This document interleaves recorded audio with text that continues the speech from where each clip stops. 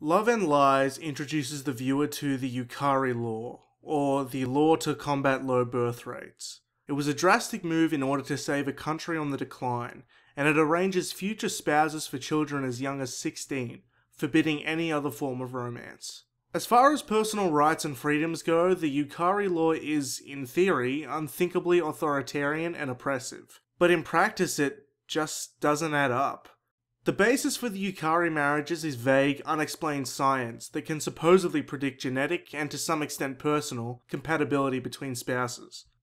The Japanese government believes so strongly in this matchmaking process, and the algorithms behind it, that it has been the law for the past 40 years. The problem is that the Yukari Law itself, the very basis of Love and Lies, is the biggest lie of all. Sure, we do see people pairing off into arranged marriages, but it's the outsiders and the dissidents that demonstrate how effective any law actually is. Take, for instance, the authoritarian society of psychopaths.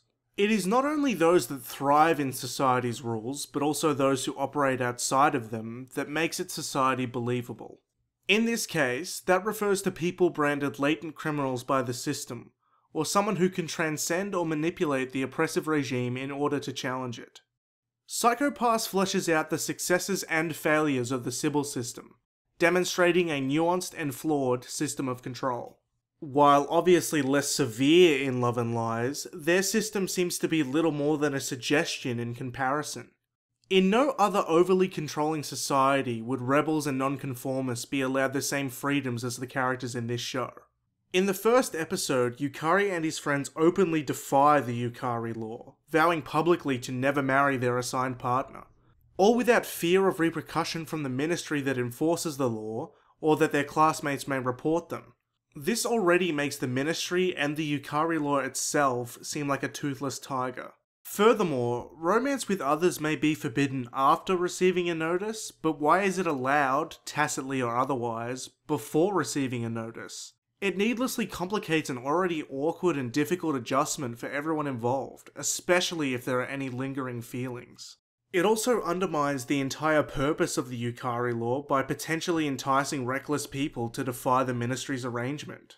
Yajima, who ironically works for the ministry, is proof of the lasting effects of being allowed this kind of relationship.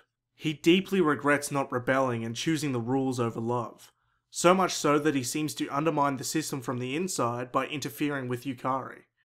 And when the ministry does finally decide to punish disobedience, it negatively affects the grades and employment prospects of both parties in a failed arrangement. That's it. This seems like a fairly lenient punishment given the circumstances. While there are exceptions to every rule, the Japanese government supposedly champions the scientific foundation of the Yukari marriages, at least enough to enforce it by law for almost half a century. Therefore, Yukari, Yajima, and everyone like them should be extremely rare outliers, since every other assigned relationship in the show ultimately ends in a happy marriage, even those who adamantly refused it at first. If the government was so certain of the Yukari Law's veracity, why is there a contingency plan for incompatible pairs in the first place? If they are aware that the system will reject enough people for it to be noteworthy, why would they codify such a haphazard matchmaking scheme as federal law? They either believe that it works, or they don't.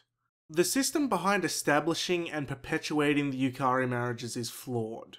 Not philosophically like the Sybil system in Psychopaths, but functionally. The Yukari Law undermines its own objectives by allowing dissent to blossom, failing to adequately discipline rebellion, and implicitly conceding that its very foundation is faulty, by having an established and widely recognized contingency plan for those who abandon their arrangements. Love and Lies is not a show about young people living under an oppressive system, or their desire to overthrow it. That much is clear. It's a show about making your own decisions, and whether it's right to pursue your passions at any cost. But if this system only exists for a weak and inconsistent framing device to force drama when it's convenient for the plot, the narrative would just be better off without it. There are plenty of shows that don't rely on a clumsily constructed oligarchy in order to tell a compelling story of young love and heartbreak. I just wish Love and Lies was one of them. That's all from me today, but if you like this video, why not check out my video on The Reflection?